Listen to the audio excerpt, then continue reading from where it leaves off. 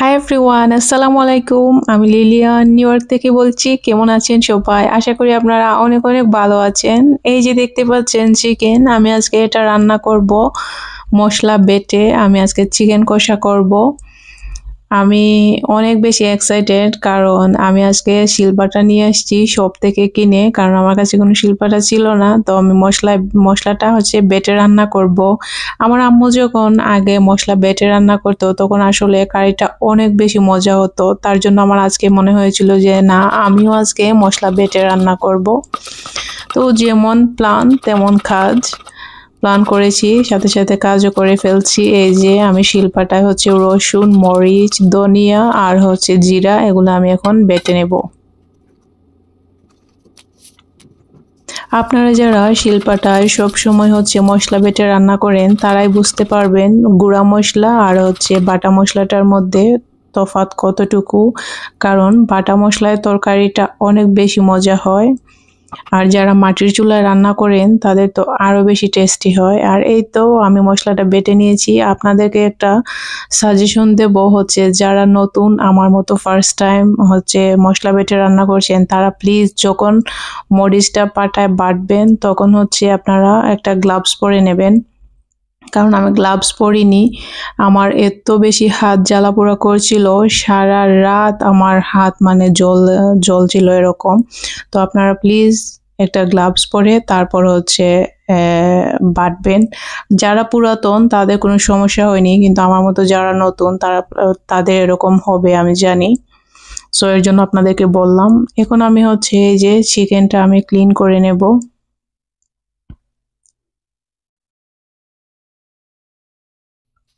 চুলায় আমি হাঁড়ি বসিয়ে পেঁয়াজ কুচি দিয়ে দিচ্ছি 1 কাপের মতো। আর এখানে গরম মশলা নিয়েছি আমি দারচিনি, এলাচ, কালো এলাচ, সাদা এলাচ, তেজপাতা, লবঙ্গ, গোলমরিচ আর হাফ স্টার এনিস। এখন আমি একসাথে সবগুলো ভেজে নেব। দিয়ে দিচ্ছি আমি পরিমাণ মতো লবণ, কারণ আমি আর পরে কোনো লবণ ইউজ করব না। এখন লবণটা দেওয়ার ফলে পেঁয়াজটা তাড়াতাড়ি সফট হবে, এর জন্য আমি লবণটা দিয়ে দিচ্ছি।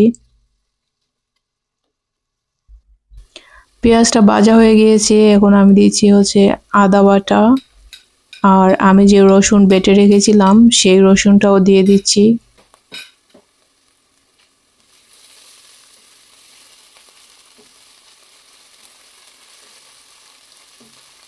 একসাথে আরো কিছুক্ষণ এটাকে ভেজে নেব। ভাজা হয়ে গিয়েছে, এখন আমি দিচ্ছি হলুদের গুঁড়া, আর আমি যে মরিচটা বেটে রেখেছিলাম সেই মরিচ আর ধনিয়া আর জিরা আমি একসাথে বেটে নিয়েছি, সো এগুলো দিয়ে দিচ্ছি এখন। আর দেব সামান্য হাফ চা চামচ থেকে কম একটু কারি পাউডার। এটা অপশনাল, আপনারা দিলেও দিতে পারেন, বাট দিলে তরকারিটা অনেক বেশি মজা হয়।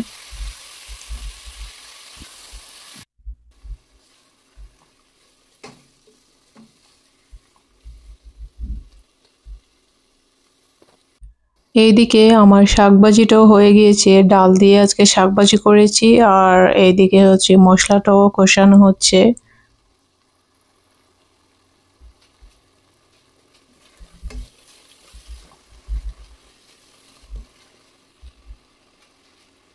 মশলাটা ভালোভাবে কষিয়ে নিয়ে এখন আমি এই যে মাংসটা দিয়ে দিলাম।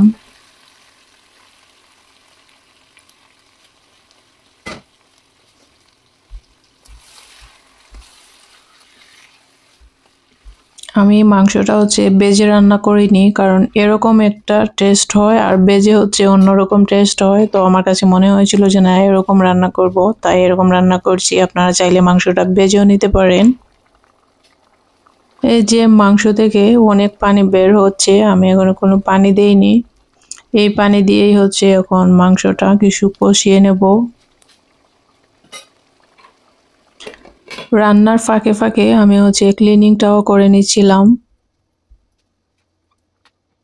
এতে করে আমার কাছে কাজটা মনে হয় সহজ হয়।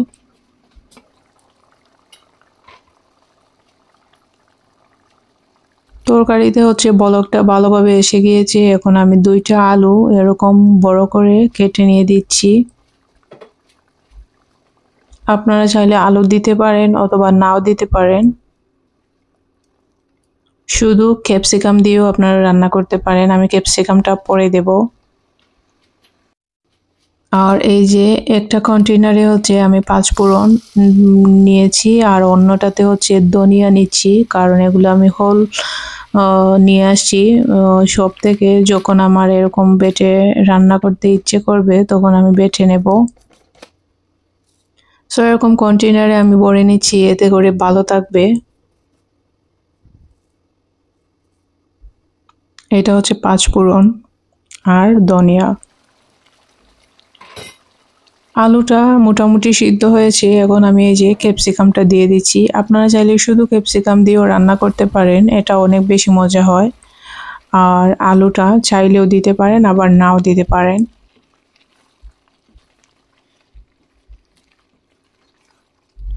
এখন আরো কিছুক্ষণ এটা কষিয়ে নেব 1-1.5 মিনিটের মতো।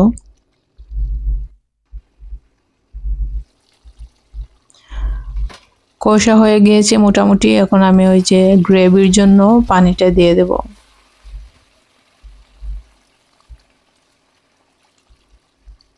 আমার ভিডিওটি যদি আপনাদের কাছে এই পর্যন্ত ভালো লেগে থাকে প্লিজ একটি লাইক দিতে ভুলবেন না। আর যারা যারা আমার চ্যানেলটি সাবস্ক্রাইব করেছেন তাদেরকে থ্যাংক ইউ সো মাচ। যারা যারা এখনও সাবস্ক্রাইব করেননি চাইলে আমার চ্যানেলটিকে সাবস্ক্রাইব করে আমার পাশে থাকতে পারেন। এই তো আমার তরকারিটা হয়ে গিয়েছে।